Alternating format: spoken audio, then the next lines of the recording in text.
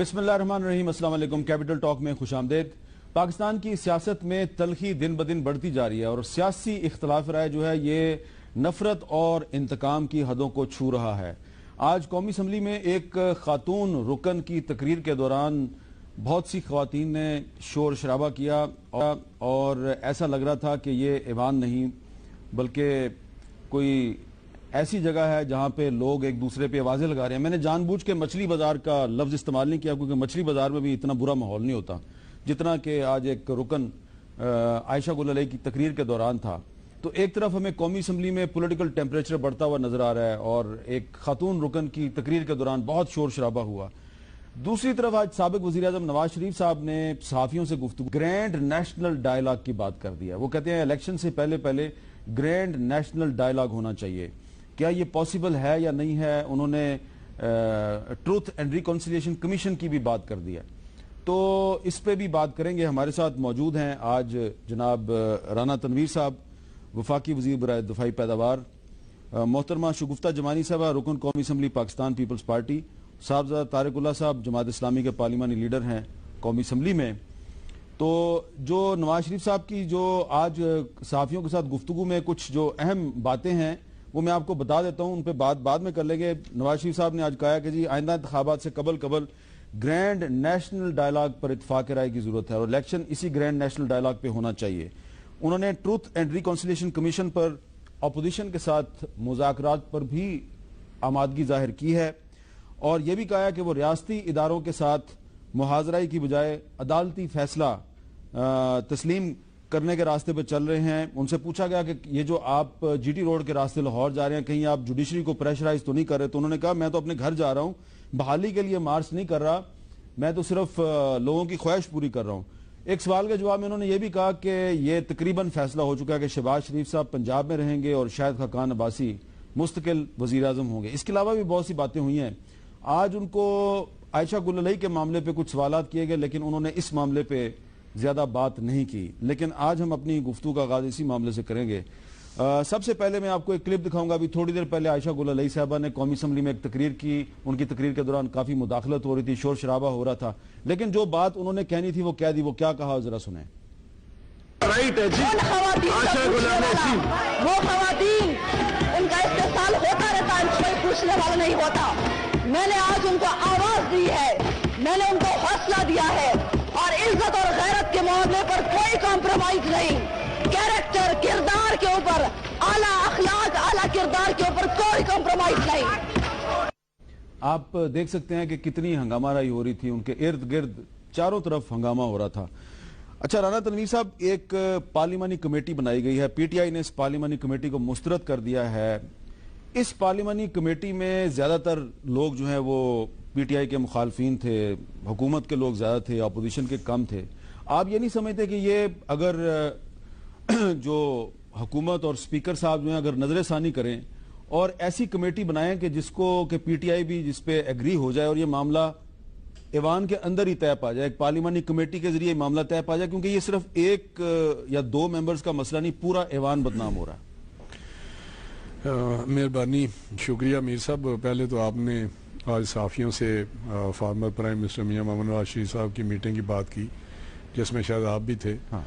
तो उसमें आपने जो उनका कुछ फ्यूचर प्रोग्राम जो पाकिस्तान के पॉलिटिकल और डेमोक्रेटिक मुस्तकबिल के मतलब उन्होंने बात की है कि ग्रैंड नेशनल डायलॉग किया जाए और फिर ट्रूथ एंड रिकन्सिलिएशन कमीशन की बात की।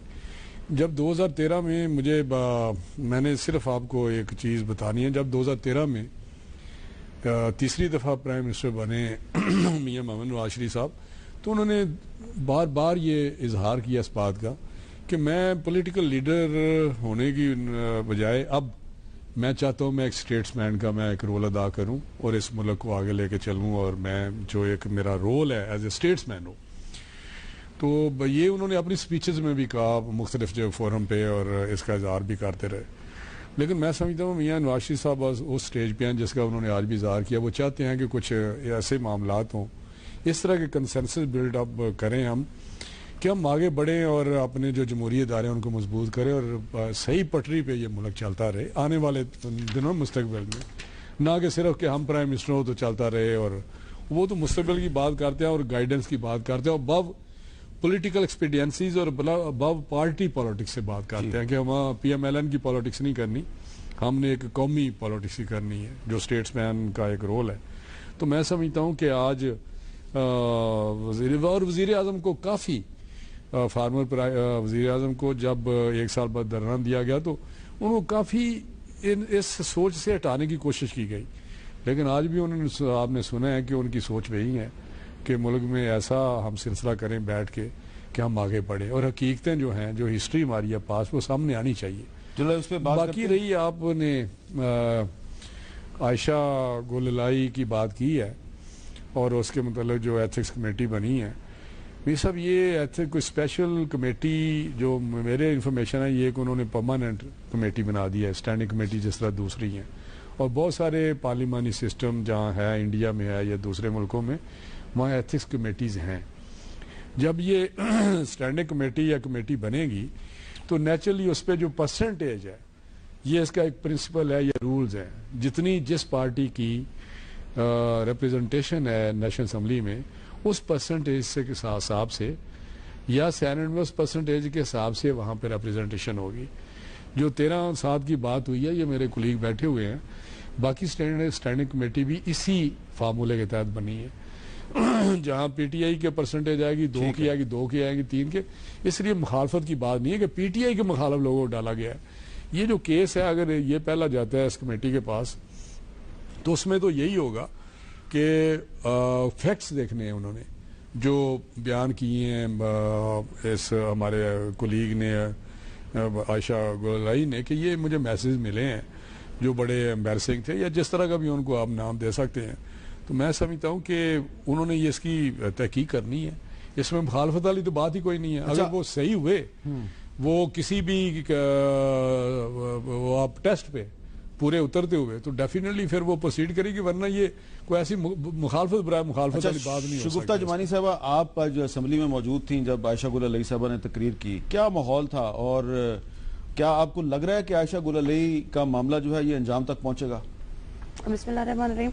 لیکن سب سے پہلے تو میں یہ کہوں گی کہ آج جو ماحول تھا اسمبلی میں، جب عائشہ گوللائی آئی تھی وہاں پہ، تو بڑا ٹینس والا ماحول بن گیا تھا، اور ہم سب خواتین بھی الرٹ ہو گئیں کہ پتہ نہیں کیا کچھ ہونے والا ہے، کیونکہ ان کی جماعت کی کچھ خواتین اور سارے جو مرد حضرات تھے وہ سارے ہی، پہلے تو آپ نے دیکھا کہ شیری مزاری صاحبہ آ کے انہوں نے کافی شور کیا کہ اسٹرینجر ہے۔ پہلے تو ہمیں نہیں پتا تھا کہ عائشہ گوللائی پیچھے بیٹھی ہوئی ہے، لیکن جب اسے شور مچانا شروع کیا اور ڈپٹی اسپیکر کو بڑا پریشرائز کیا کہ جی اسٹرینجر ہے، تب مڑ کے دیکھا تو پیچھے عائشہ گوللائی بیٹھی ہوئی تھی۔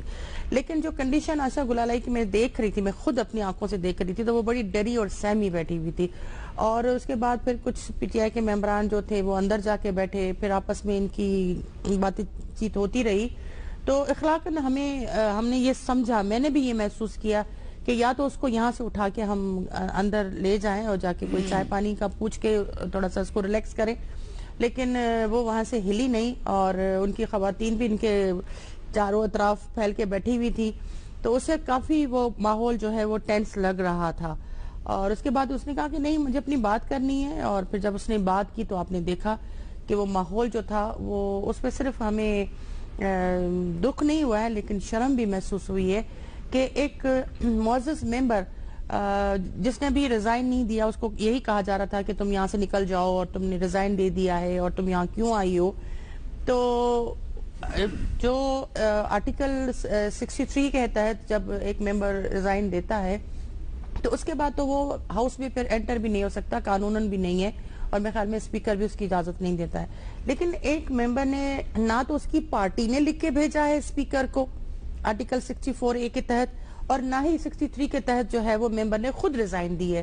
تو جب اس نے ریزائن نہیں دی تو اس کا رائٹ بنتا ہے وہ ہاؤس میں آئے، آ کے اپنی جو اپنی ریزرویشنز ہیں یا اس کو جو تکالیف ہیں یا اس کو جو جیسے کہا اس نے خود کہا کھڑے ہو کے کہ مجھے دھمکیاں دی جا رہی ہیں، اور آپ بھی اس چیز کے گواہ ہیں کہ اس کو دھمکیاں دی جا رہی ہیں، اس پہ ایسڈ پھینکنے کی بات ہو رہی ہے، اس کا موبائل چھیننے کی بات ہو رہی ہے، اس کے فادر کو دھمکیاں مل رہی ہیں، اس کی بہن کو گندے الفاظوں سے بلایا جا رہا ہے، جو پاکستان کا ایک فخر ہے، جو ایتھلیٹ ہے۔ جو ایک پیسفل بچی ہے جو اس معاشرے کے لیے کام کر رہی ہے، اس کو دھمکیاں دی جا رہی ہیں. تو میں سمجھتی ہوں کہ جو بھی کچھ آج خاص کر کے جو ہاؤس میں ہوا ہے یا نیشنل اسمبلی کے فلور پہ ہوا ہے، وہ بہت ہی افسوسناک اور دکھ کی بات کا منظر ہوا ہے. صاحبزادہ طارق اللہ صاحب، آپ بھی آج اسمبلی میں موجود تھے. آپ کا تعلق بھی خیبر پختونخوا سے ہے، عائشہ گل علیہ کا تعلق بھی خیبر پختونخوا سے ہے. یہ جو سارا معاملہ ہوا ہے کہ پاکستان کی سیاست میں خواتین کو سیاسی مقاصد کے لیے استعمال کیا جا رہا ہے. اگر کوئی عورت جو ہے اس نے ایک اپنا الزام لگایا تو اس پہ طرح طرح کی الزامات لگائے جا رہے ہیں. پھر اس میں ایک عائشہ احد کا معاملہ بھی آ گیا ہے. آپ کو کیا لگ رہا ہے کہ اس سے سیاست میں خواتین کا آنے کا جو رجحان ہے اس کی حوصلہ شکنی نہیں ہوگی؟ بسم اللہ الرحمن الرحیم. حامد صاحب، میں نے آپ سے دفتر میں ایسی بات کی کہ پاکستان میں سیاست کا کنواں گندا ہو گیا ہے، اور جو صبر اور شائستگی اور رواداری کی سیاست تھی اب وہ نہیں رہا ہے. میں 4 سالوں سے قومی اسمبلی میں ایز اے ایم این اے جو حالات دیکھ رہا ہوں، جو ہر وقت شور شرابہ، ہر وقت گالی گلوچ، ہر وقت استینے تون لینا، یہ میرے خیال میں پاکستان کی تاریخ میں پہلی دفعہ یہ 4 سالوں میں جو کچھ سامنے آ رہا ہے انتہائی افسوسناک ہے. جہاں تک خواتین کے حوالے سے کا تعلق ہے اور خاص کر گل علیہ صاحبہ کی مسئلے پہ، تو ایز اے پٹھان اور ایز اے پختون میں تو اپنے معاشرے میں ان چیزوں کو بہت سینسیٹیو دیکھتا ہوں. ہمارے معاشرے میں خواتین کے ساتھ اس قسم کی چھیڑ چھاڑ، اس قسم کی باتیں سامنے لانا، یہ انتہائی ہمارے روایات کے برعکس ہے. اور ہم تو یہ سمجھتے ہیں کہ یہ کسی کی بہن ہوگی، کسی کی بیٹی ہوگی، اس کا والد صاحب ہوگا، اس کی فیملی ہوگی. تو میرے خیال میں تو مناسب نہیں سمجھتا کہ خواتین کو اسی طرح زیر بحث لایا جائے کہ اس کا سارے پاکستان کے خواتین پر ایک نیگیٹو امپیکٹ ہو جائے. اس خاتون نے خود آج قومی اسمبلی میں تقریر کی. وہ خاتون کے الزامات کی تحقیق کے لیے جو کمیٹی بنائی گئی ہے، آپ کے خیال میں وہ کمیٹی جو ہے اس میں تعصب نہیں ہے؟ میں اگر یہ کہوں کہ اگر اس خاتون کو آج بالکل اوپن چھوڑ جاتی اور وہ اپنے خیالات کا اظہار کھل کر دیتے تو یہ اچھی ہوتی. ورنہ اس کو دوسرا سائڈ پہ یہ کہ وہ ایک ریٹن فارم میں پریویلیج موشن کی شکل میں اسپیکر صاحب کو ایک لیٹر لکھ کے کہ یہ ہمارے ساتھ اسی طرح ہوا ہے اور آپ اس پہ کمیٹی بنائیں، تو میرے خیال میں وہ اچھا.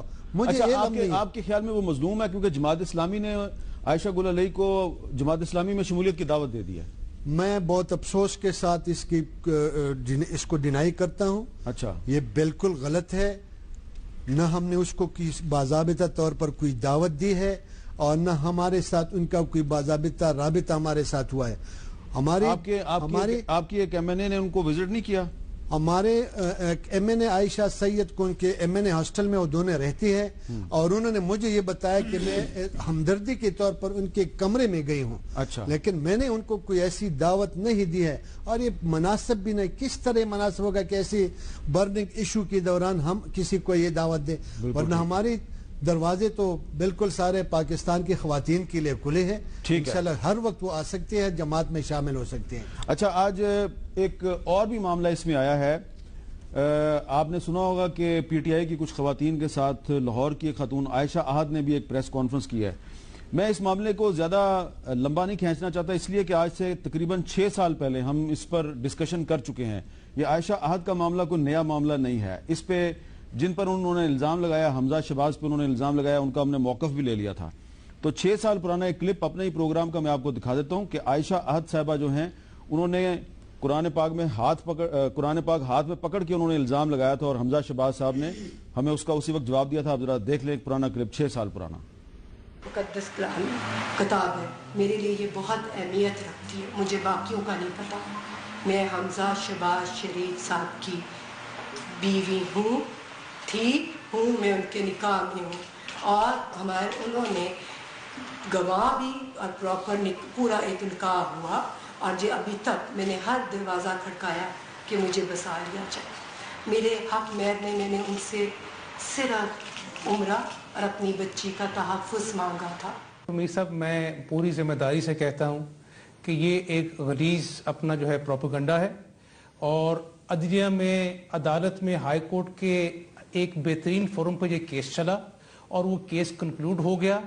और मैं आज आपको आपके प्रोग्राम की वसातत से मैं सबको कहना चाहता हूँ कि इससे मेरा कोई ताल्लुक़ नहीं है। मेरे बुज़ुर्गों ने मुझे ये सिखाया है कि इज़्ज़त की दाल रोटी उस अपना जो है मुरगन गज़ा से बेहतर है जिस पे लोग उंगली उठाएं। तो अल्हम्दुलिल्लाह ऐसी कोई बात नहीं है।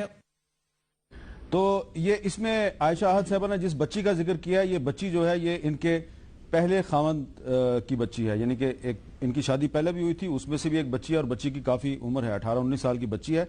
और हमने आयशा आहद साहबा को आज कांटेक्ट किया कि आप अपना मौक़िफ़ दें, लेकिन उन्होंने अपना मौक़िफ़ देने से माजरत का इजहार किया। अच्छा राना तनवीर साहब, मैं वापस जाऊँगा पॉलिटिकल इशूज़ पे।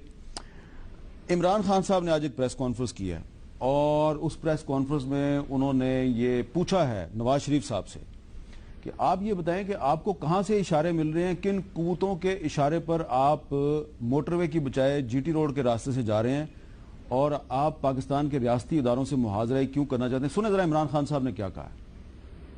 आज मैं नवाज शरीफ से सवाल पूछ रहा हूं, किधर से इशारा मिला आपको? मैं डिमांड करता हूं बताएं इस कौम को कि इशारा किधर से मिला जो आप अपने दो इदारों के पीछे पड़ गए हैं। सिर्फ दो इदारों के ऊपर पाकिस्तानी कौम को एतमाद रह गया, एक है सुप्रीम कोर्ट और एक है पाकिस्तान की फौज, उनके पीछे पड़ गए। जी राना साहब, ये नवाज शरीफ साहब से सवाल पूछा। देखें, मेरा ख्याल है ये जो परसेप्शन क्रिएट की जा रही है या इस किस्म का तसर फैलाया जा रहा है मुख्तलिफ किस्म के लोगों को, सियासी पार्टियों की या सियासी लोगों की तरफ से कि PMLN या उनकी क़यादत कोई मुहाज़रा आई चाहती है, बिल्कुल नहीं। मेरा ख्याल है ये तसर गलत है, या तसर जो दे रहे हैं वो गलत असर दे रहे हैं। बिल्कुल फ़ौज पाकिस्तान हमारे लिए बड़ा एक उनका मकाम है, उनका वो एक रोल है। इस तरह जो हमारे अपेक्स कोर्ट्स हैं उस पर अदलिया पे कोई फैसला आया तो मेरा हाल है 2 मिनट में, मुझे याद है मैं उधर ही था प्राइम मिनिस्टर हाउस में, तो शायद ये भी बात हुई कि अभी फैसला जाएगा इलेक्शन कमीशन के पास, वो डी नोटिफाई करेंगे जो प्रोसीजर है। तो फार्मर प्राइम मिनिस्टर ने कहा नो, ये 2 मिनट में अभी आप इशू कर दें यहाँ से कि हम स्टेप डाउन में कर गया हूँ। तो उस पर शायद वो कुछ बना रहे थे, तो उन्होंने 1 मिनट बाद पूछा कि भेजा या नहीं भेजा, कि वो प्रोसीजर के 1 दिन के प्रोसीजर होता या 2 दिन का प्रोसीजर होता डी नोटिफाई करना इस किस्म का, लेकिन ये एहतराम था या वो उसका जो वो अमल दरामद करने की बात थी। इससे ज़्यादा अपनी अदलिया पे किस तरह का एतमाद और उसको इज़्ज़त वकार दिया जा सकता है कि उसका फैसला जो भी तहफ़्फ़ुज़ात हमारे हैं उस फैसले पे, हमारे नहीं पूरी कौम के शायद तहफ़्फ़ुज़ात होंगे, तो उस पर 2 मिनट में अमल दरामद कर दिया गया। इससे बड़ा और क्या सबूत हो सकता है। तो इमरान खान साहब, मुझे नहीं समझ आती कि वो किस किस्म की आगे पॉलिटिक्स लेके बढ़ रहे हैं। अगर वो हर जवाब का अपने एक इशू का जवाब उसी तरह देना चाहते हैं, इमेच्योरिटी की तरह, वो टेट फॉर टैट की तरह, जिस तरह होता है कि जी आपने मेरी ये चीज़ तोड़ी है तो मैंने भी, बच्चे नहीं कहते मैंने भी तोड़नी है। तो मकसद वो शायद धरने जब वो कहते थे, वो तो खुद कहते थे कि एम्पायर की उंगली उठेगी। तो अब prime minister, farmer prime minister अगर वो अपने उहदे से अलहदा हुए हैं तो लाहौर जाना है। एक सबसे बड़ी पार्टी पाकिस्तान की, उनके वो कायद हैं। अब वो आपका क्या ख्याल है कि वो रास्ते में लोग जो इमोशनल हैं या जज्बाती हैं या उनके साथ उनको अटैचमेंट है या उनके फॉलोवर हैं, उनको वो रिसीव ना करें? ये कहाँ की पॉलिटिक्स है? मुझे बताएं कौन सा लीडर, आप हिस्ट्री देखें कि जो जिसके साथ किसी ने कहा कि जी मैं हुकूमत ख़त्म होने के बाद जा रहा हूँ तो उसने रिसेप्शन ना हुई हो या ना। मैं समझता हूँ मीर साहब इस किस्म का तसर देना, इस जो आज आपने इंटरव्यू आप मिले हैं उसमें मैंने कहा मैं तो अपने घर जा रहा हूँ। हाँ। और मैंने तो किसी भी अदारे से मुहाज़रा ही, मेरा कोई ना प्रोग्राम है ना मैं कर रहा हूँ। ये आपने ही यहाँ दिखाया, आपकी बात हुई है। तो मेरा हाल इससे ज़्यादा और क्या बात है कि प्राइम मिनिस्टर खुद भी कह रहे हैं मैं कोई मुहाज़रा ही नहीं कर रहा। वो खुद भी कह रहे हैं कि जी इस सफ़र से मेरे कोई पॉलिटिकल मोटिव नहीं है, मैं तो अपने घर जा रहा हूं। अच्छा, आपने हिस्ट्री का जिक्र किया। शगुफ्ता जमानी साहब, आपको याद होगा जब 1990 में मोहतरमा बेनज़ीर भुट्टो की हुकूमत बरतरफ हुई थी تو وہ بھی اباڑوں کے راستے سے پنجاب آئی. وہ بھی 77 کے بتائیں جب وہ ریلیز ہو کے گئے تھے لاہور. اب وہ اس وقت مارشلہ تھا. میں مارشلہ ریسیپشن تو ہوا نا, ریسیپشن ہوا تھا, لیکن وہ کمپیریزن نہیں ہو سکتا ذوالفقار علی بھٹو کے دور کا اور نواز شریف صاحب کے دور, کیونکہ وہ ضیاء الحق مارشلہ اس کا مارشلہ تھا. اس وقت نہیں, لیکن میر صاحب میں سوری پھر آپ بات کریں, فرق یہ ہے کہ یہ ابھی ایک ڈیموکریٹک ٹائم جا رہا ہے, یہاں ڈیموکریٹک گورنمنٹس ہیں, نیشنل پارلیمنٹ ہے, اس میں تو پولیٹیکل ایکٹیویٹی ہو سکتی ہے نا, لیکن جو بھٹو صاحب کا تھا اس وقت تو مارشلہ تھا, اس کے باوجود آپ سے میں اس لیے اختلاف کی جسارت کر رہا تھا کہ ضیاء الحق کے مارشلہ میں پیپلز پارٹی کے ورکرز کو روکا گیا کہ آپ بھٹو کا استقبال نہ کریں, لیکن وہ تمام رکاوٹیں توڑ کے انہوں نے استقبال کیا. آج کوئی رکاوٹ نہیں ہے. میں اس لیے میں نے 90 کا ذکر کر رہا ہوں کہ 90 میں محترمہ میرا مطلب ہے کہ اس وقت تو اس کی ممانت تھی مارشلہ کی. ٹھیک ہے, آج تو اس میں بین نہیں ہے. جب بی بی کو کی گورنمنٹ ختم کی گئی, پیپلز پارٹی کی گورنمنٹ ختم کی گئی تھی, تو اس وقت 58(2)(b تھی. جی ٹھیک ہے, اور وہ پریزیڈنٹ کے تھرو جو ہے وہ ایک منتخب حکومت کو ڈیزالو کر کے ان کو پرائم منسٹر کو گھر بھیجا گیا. لیکن اس وقت صورتحال دوسری ہے. اس وقت صورتحال یہ ہے کہ ایک سپریم کورٹ کے آرڈر سے آپ کے ملک کا وزیر اعظم جو ہے وہ اسٹیپ ڈاؤن ہوا ہے.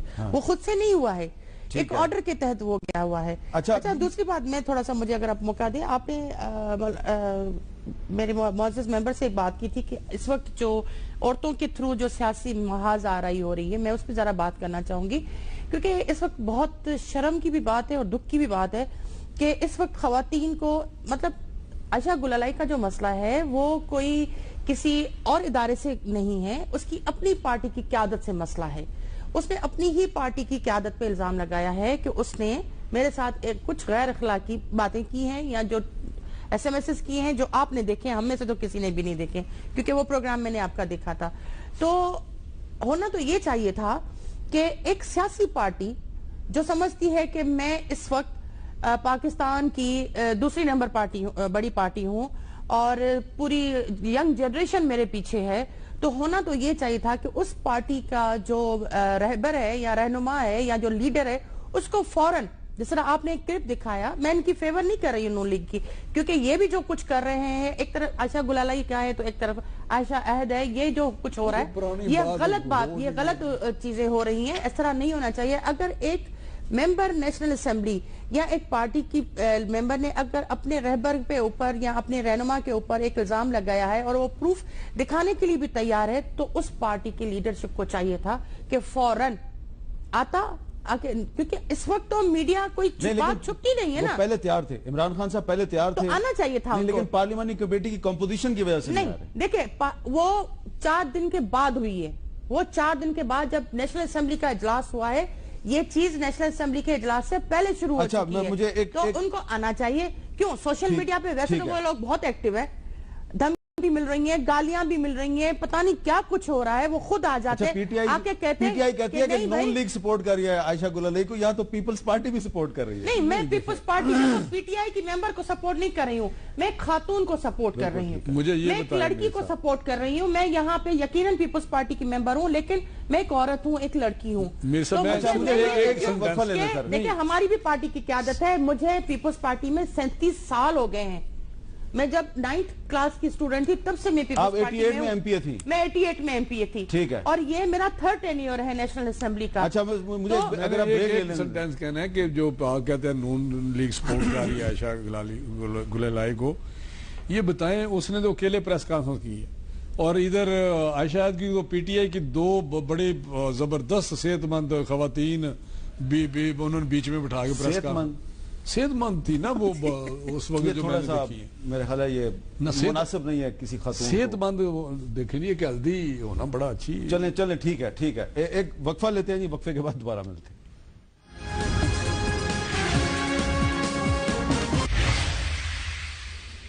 وقفے کے بعد کیپٹل ٹاک میں دوبارہ خوش آمدید. وقفے سے پہلے شگفتہ جمانی صاحبہ جو ہیں وہ عائشہ گلالئی کی بات کر رہی تھی, عورتوں کی بات کر رہی تھی. میں اس طرف واپس آؤں گا, لیکن ایک چھوٹی سی چیز, ایک تاریخی پس منظر کے حوالے سے میں بتانا چاہ رہا ہوں. جس طرح کہ آپ جانتے ہیں کہ نواز شریف صاحب جی ٹی روڈ کے راستے اسلام آباد سے لاہور جائیں گے, جی ٹی روڈ پر ابھی سے کافی جگہ پر مسلم لیگ نون نے بینرز لگا دیے ہیں جن پہ ایک نعرہ درج ہے, یا اللہ یا رسول نواز شریف بے قصور.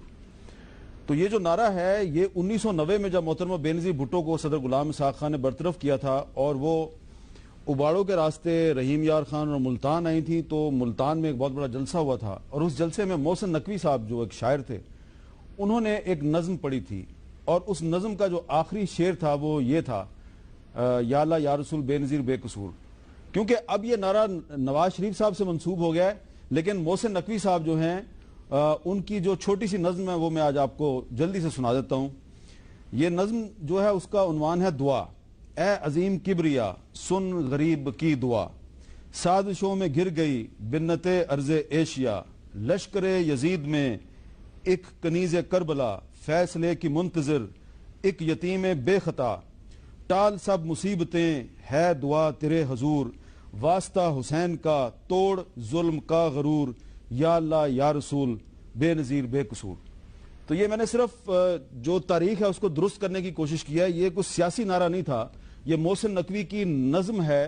محسن نقوی صاحب کو 1996 میں لاہور میں قتل کر دیا گیا، محترمہ بے نظیر بھٹو کو 2007 میں شہید کر دیا گیا۔ اب صاحبزادہ طارق اللہ صاحب، بات دوبارہ ہم اسی پہ آتے ہیں جس پہ پہلے ہم بات کر رہے تھے۔ عمران خان صاحب کہہ رہے ہیں کہ الزام مجھ پہ لگایا عائشہ گل علیہ نے، ثبوت بھی وہی لے کے آئے۔ اب سنیں عمران خان صاحب نے کیا کہا۔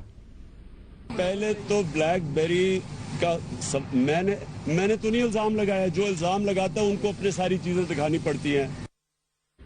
آپ اس سے اتفاق کرتے ہیں کہ جو الزام لگاتا ہے اسی کو ثبوت لانا پڑے گا؟ بالکل، یہ تو ایک حقیقت ہے کہ جو الزام لگائے، کسی پہ خلاف دعویٰ کرے تو وہ ثبوت پرووائڈ کرے گا، وہ ثبوت پیش کرے گا۔ تو میرے خیال میں عمران خان کی اس بات سے میں اتفاق کرتا ہوں کہ اگر ان کے پاس کوئی ایسی ثبوت ہو، کوئی شواہد ہو تو وہ سامنے لائے اور میں اس کا پھر جواب دوں گا۔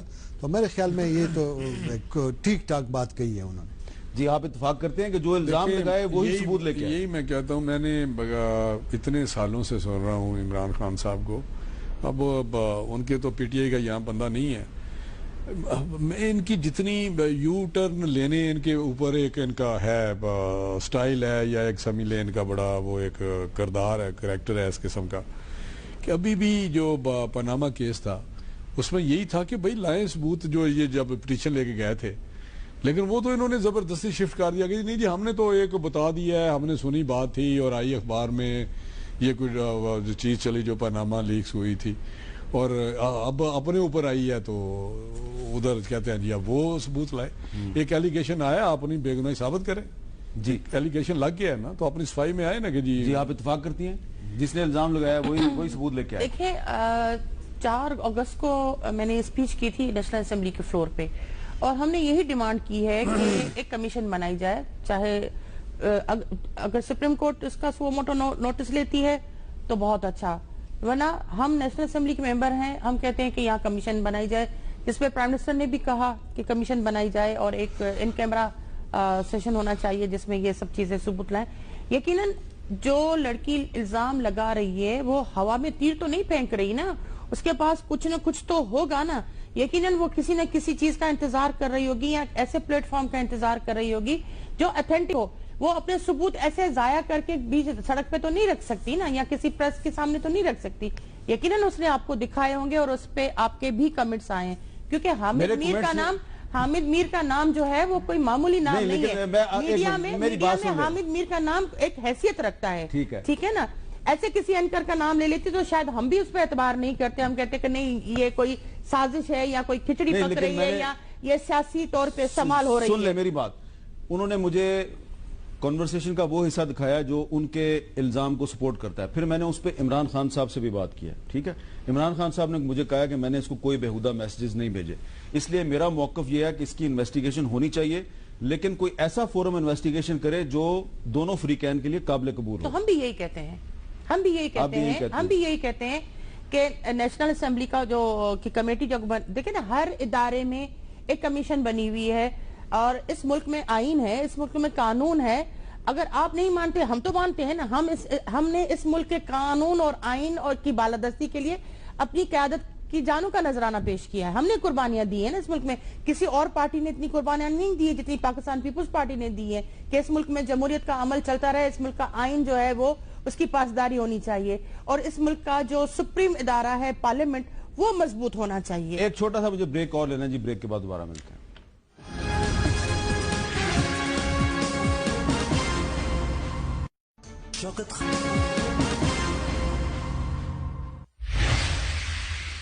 वक्फे के बाद कैपिटल टॉक में दोबारा खुशामदीद। बहुत से जो पार्लियामेंटेरियंस हैं उनसे ये पूछा गया कि ये जो पार्लियामानी कमेटी बनाई गई है आयशा गुल अलई के इल्जामात की तहकीक के लिए, अगर ये कमेटी जो है अपना काम पूरा ना कर सकी और तहरीक इंसाफ ने इसको कबूल ना किया तो फिर फायदा कौन उठाएगा? तो पार्लियामेंटेरियंस क्या कहते हैं, सुने। देखिए, अवाम के मसले ये नहीं हैं, अवाम के मसले बहुत ज़्यादा हैं और बहुत माजरत के साथ कहूँ कि मीडिया के ऊपर सिवाय इन चीज़ों के कुछ भी नज़र नहीं आ रहा। तो बेहतर ये है कि मीडिया को भी इज्तनाब करना चाहिए और जब तक कि हक़ाइक़, जैसे कि आयशा गुल अला कह रही हैं कि हक़ाइक़ हैं, जब तक सबूत सामने ना आ जाए इसके ऊपर इतना ज़्यादा डिस्कशन भी नहीं करना चाहिए। अगर गुल अली ने गलत इल्ज़ामात लगाए हैं तो वो आके अपनी सफाई पेश करे, इसमें कौन सा हर्ज पड़ता है? जहां प्राइम मिनिस्टर नवाज शरीफ साहब जो JIT के सामने जा सकते वो एक कमेटी के सामने नहीं आ सकते। इमरान खान जो है कॉल और फेल में तजाद रखते हैं। मेरे लिए मसला हो जाएगा। ठीक है आप समझते हैं। वैसे मैं सबसे ज़्यादा कदर मैं मीडिया की मीर साहब की करता हूँ, ये बेशक उनको क्या भी नहीं। थैंक यू अली भाई। हमें पहले से पता था कि वो आएंगे नहीं इस कमेटी में। यहाँ पर शफकत महमूद साहब ने तो इनकार किया, उन्होंने कहा कि अच्छा वो इस चीज़ को डिफ्यूज़ करना चाहते थे। मेरा ख्याल है इसकी इंक्वायरी होनी चाहिए जिस सतह पे भी हो। अगर पार्लियामेंट में नहीं है तो सुप्रीम कोर्ट इसका सो मोटो वो ले इसको और इस इशू को एड्रेस करने की ज़रूरत है। कौन सी कमेटी? इसमें कौन लोग हैं? 13 लोग हुकूमत के हैं, उनके आगे अपीयर होना है? कमाल की बात है जी। राना साहब छोटा सा जवाब दीजिएगा, ये कौन सी कमेटी? 13 लोग हुकूमत के हैं, इनके सामने पेश होना है? कमाल की बात कर रहे हैं आप। देखें, ये वही कमेटी है जो किसी मुल्क का सबसे बड़ा अदारा होता है, सार्वभौम अदारा होता है, पार्लियामेंट जिसको कहते हैं, जो इलेक्टेड लोगों का है। तो मैं समझता हूँ कि अब उन्होंने खुद ही कहा कमेटी बननी चाहिए। इमरान खान साहब ने इसकी एक्सेप्टेंस दी कि मैं पेश होऊंगा। अब मैं समझता हूँ कि इमरान खान साहब बातें तो कर जाते हैं लेकिन बाद में उनको पता चलता है कि मैंने जो बात की है वो शायद मुझे सूट नहीं करती। देखिए, हम अगर इस पार्लियामानी कमेटी में मसला तय ना हुआ फिर कहाँ तय होगा? मेरे ख्याल में तो होना चाहिए। इमरान खान खुद भी इस पार्लियामेंट के मेंबर हैं, लेकिन बदकिस्मती ये है कि उन्होंने कभी भी इस पार्लियामेंट को अहमियत नहीं दी है। अभी रिसेंटली एक मिसाल है, उन्होंने अपना कैंडिडेट प्राइम मिनिस्टर का खड़ा किया और खुद उसको वोट देने नहीं आए। ये आपके सामने इसकी बहुत बड़ी मिसाल है। लेकिन मैं समझती हूँ कि अखलाकियात के दायरे में रह के एक पार्टी की रुकन ने एक लीडरशिप पे इल्जाम लगाया है, उस लीडरशिप को आना चाहिए। जी साहब, तारिकुल्लाह साहब, हमने तो रिग्रेट किया है कि हम इस कमेटी में जमात इसमें पार्टिसिपेट नहीं करेंगे। अच्छा, क्यों? ये बड़ा अहम नुक्ता है आपका, क्यों आप इसमें पार्टिसिपेट नहीं करेंगे? इस वजह से कि अभी तक यानी गोलाले का वो मौक़िफ़ नहीं आया था और ये कमेटी वैसी ही एक मोशन के जरिए अडॉप्ट किया पार्लियामेंट ने और इसने कर दिया। जब तक उनको सुना जाए, जब तक उनकी अपनी रिक्वेस्ट आ जाए कि मेरे लिए ये कमेटी बनाए जाए। आप कह रहे हैं कि क़वायद और ज़वाबित के मुताबिक पहले गुल अलई खुद मुतालबा करें, तहरीक इस्तेहकाक पेश करें, बिल्कुल, और फिर ये कमेटी बनाई जाए। तो ये मुद्दई सुस्त गवाह चुस्त वाली बात नहीं है कि गुल अलई ने कोई बात नहीं की, कोई शिकायत नहीं की, वो कह रही है इमरान खान माफी मांग ले, मैं माफ कर दूंगी और आपने कमेटी बना दिया। कमेटी बनाई उसमें बात आई थी मीर साहब के उठ के, मेरा ख्याल है मोशन पेश हुई और बहुत सारे मेंबर्स ने पेश की और इसकी मेजॉरिटी ने अडॉप्ट किया इसको कि कमेटी बनाई जाए इस इशू पे, क्योंकि वो एक रुकन नेशनल असम्बली है। जब एक रुकन कोई बात करेगा अपने मतलब कि ये मेरे साथ ज्यादती हुई है तो उस पर डेफिनेटली पार्लियामेंट को, असम्बली को नोटिस लेना चाहिए। बहुत बहुत शुक्रिया राना तनवीर साहब, मोहतरमा शगुफ्ता जमानी साहबा, साहबजादा तारिकुल्लाह साहब। और ये जो मामला है ये तहरीक इंसाफ ने जो पार्लियामानी कमेटी बनाई गई है उसको मुस्तरद कर दिया है, लेकिन अब ये मामला अगर पार्लियामेंट के अंदर तय नहीं होगा तो मामला पार्लियामेंट से बाहर जाएगा और अदालतों में चला जाएगा, और अदालतों में जाएगा तो लंबा चलेगा। और क्या होगा, इसका फायदा किसको होगा, नुकसान किसको होगा, आप बेहतर अंदाजा लगा सकते हैं। फायदा किसी को नहीं होगा, नुकसान सबको होगा। فائدہ جو ہے وہ صرف ان لوگوں کو ہوگا جو کہ سیاستدانوں کو بدنام کرنا چاہتے ہیں، اور نقصان تمام سیاستدانوں کو، تمام سیاسی قوتوں کو، اور سب سے زیادہ نقصان پاکستان کی عورتوں کو ہوگا کہ جو اس وقت اس پولیٹیکل کراس فائر میں ایک وکٹم کا سمبل بنی ہوئی ہیں۔ اجازت دیجیے، اللہ حافظ۔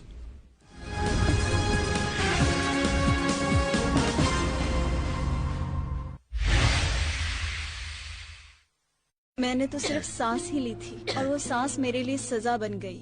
کھانسی ہو رہی ہے، ٹی وی رکھتی ہوں۔